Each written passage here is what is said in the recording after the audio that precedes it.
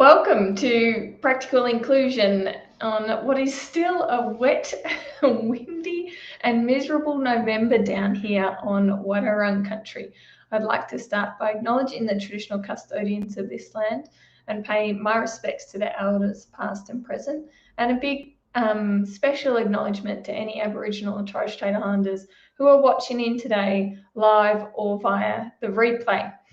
As always, we're live on Facebook, LinkedIn, and on YouTube.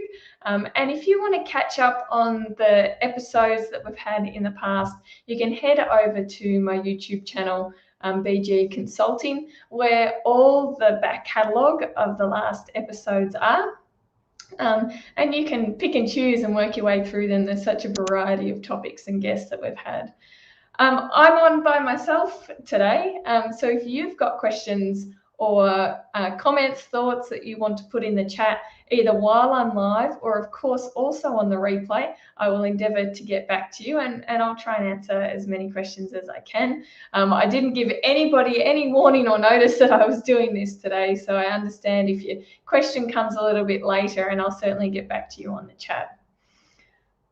Last week, I, lying in my bed early one morning, as often I do when I'm struggling to get up out of bed, I jumped on LinkedIn and wrote a post about professional dress. Last time I wrote a post about professional dress, it was sometime last year. I was trying to find it but couldn't. It also generated a fair bit of attention. Not as much as last week's post did, but certainly it's a topic that people like to engage with. There was a range of people who put comments on that post about their experiences with professional dress, and mostly experiences where people felt excluded because of this idea that we need to dress in a certain way to be taken seriously in the workplace, to be on, the track to leadership. And they explained and talked about the barriers that they experienced from having to meet these standards. Now, we know that there are people in society who find professional dress even more difficult than others, and people came on and shared those stories. My post was coming certainly from my perspective.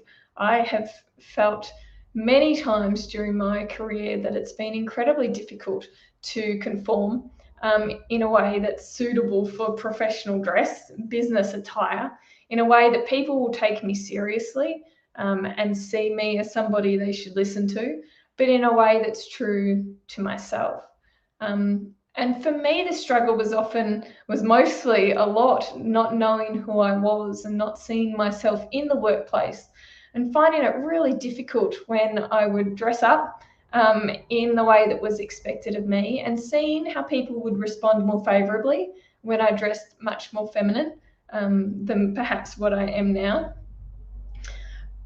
But having to balance that with the difference that it made to me internally, and how it actually inhibited reduced my ability to perform at my best, because I was constantly aware of it's almost like an imposter syndrome, right? I'm here presenting as a certain type of person to get you to listen and understand and move in the way that I want you to in the workplace.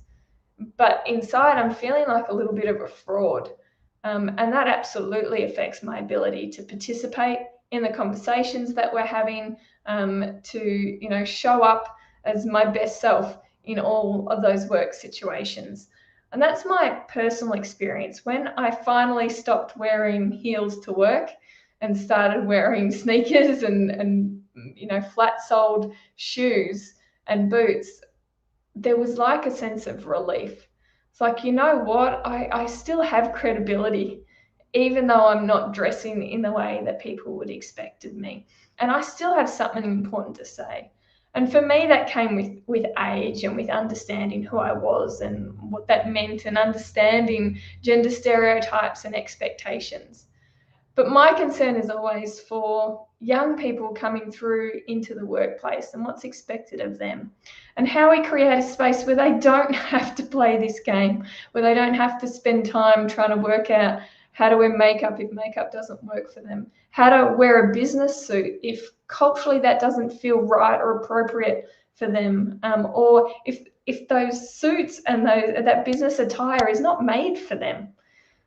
We look at body size and how ridiculous it is to find clothes that fit individual body shapes and sizes, and also, of course, the cultural challenges that many people wrote about on that post.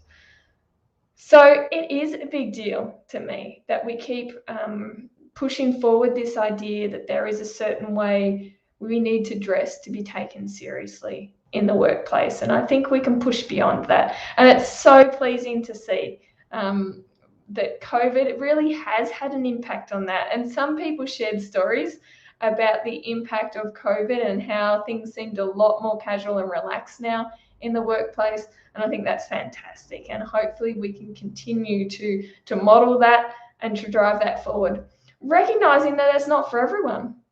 I know personally, if I'm going to get on a stage and talk, I want to put a jacket on.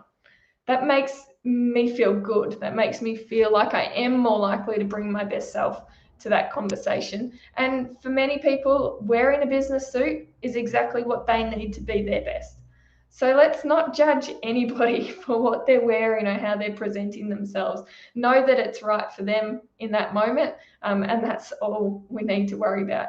Sounds simple, but as you saw by the dialogue, perhaps it's not as simple as some of us think. Now, the other thing I wanted to talk about today was asking questions. And often in my training sessions that I run, we talk about being curious, but being respectful. And I was thinking on this over the last week, what does that look like? How do we be curious but respectful? How do we not ask people things that aren't okay to ask? Or how do we not ask those questions in a way that's also potentially priming the answer or being in some way patronizing? An example came to mind is that for me as a diversity and inclusion consultant, people often want to ask questions around inclusion, and commonly there might be a topic like affirmative action. Reverse discrimination comes up all the time, and for the record, there is no such thing as reverse discrimination. Topic for another day, perhaps. But people might ask this question, but as they ask the question, they already give their opinion on the matter. And I was reflecting on this. It would be like, say, I'm having a conversation with a doctor and I'm asking them how to treat insomnia. But as I ask them that, I'm saying, I really believe that the best thing for a good night's sleep is 3 cups of coffee. But what do you think? It sounds ridiculous in that kind of situation, right? But for some reason, for those of us working in diversity and inclusion, everybody has their own opinion, and they're very keen to put that forward before actually hearing from the person who works in the space. Now, that's not to say in any way that my answers would be right or that other diversity and inclusion professionals will have the right. There's not even a right or wrong answer in this space, I don't think, at all. But it made me reflect on how we have conversations with people that remain inclusive, and how we do that in a way where we don't put forward our opinion first, that we actually use our curiosity to show a willingness to listen and to be inclusive to what people have to say. And I think perhaps it's a little habit that we have where we kind of clarify things with our position first, like, I'm not sure why we do it. Do we do it because we don't want people to argue too hard against that belief that we have in our head already? Or are we actually asking the question and we don't really want to hear the answer because we already have the answer ourselves? So it's just a reflection point for me, and I am interested in people's thoughts around how we have curious and respectful conversations. The context that it comes up in my training is around microaggressions and calling out bad behaviors or having conversations with people who are different from us, and how we do that in a way that's respectful, but not shy away from some of the hard topics. So I'm interested in people's in people's thoughts. The third thing I wanted to talk to you about today was the Diversity and Inclusion Network. We have our next session on Thursday. Really looking forward to this as always. For those who are new to following me or perhaps haven't heard about the network yet, this is a once a month get together of people who either work in diversity and inclusion or who are interested in being a part of the diversity and inclusion movement and advocacy. And so people who are passionate about diversity and inclusion, you might be sitting on your organisation's diversity and inclusion committee or advisory group, an employee resource group. You may just have a real passion and an interest in creating inclusive spaces. Or this might be all totally new to you and you want to sit in and listen to what other people have to say so that you can learn a bit more.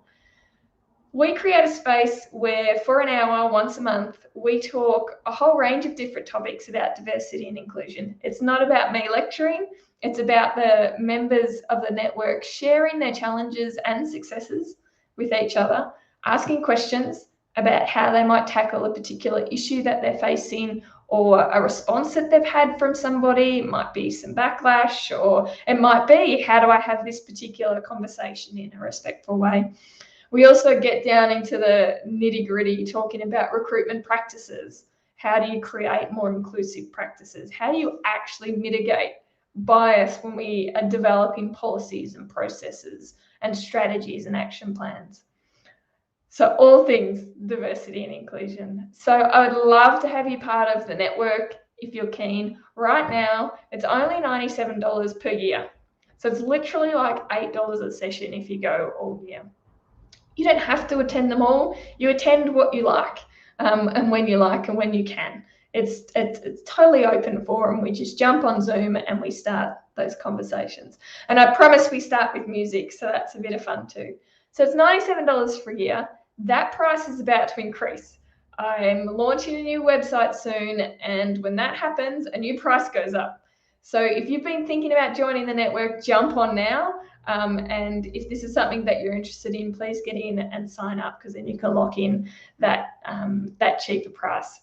So I'd love to have you in that network, and you can go to my website, brigorman.com.au, and you can find information about the network there and join up in the store. So I think that was the main points I wanted to talk to you all about today. Keep going with the great diversity and inclusion work. I'm loving the conversations that are happening on LinkedIn, but also in the training sessions. So if you're planning out your training for next year in your organisation, please get in touch. There's plenty of spaces available for next year, so you can join in and we can have some of these types of conversations within your workplace. Enjoy your week, and I'll be back next week.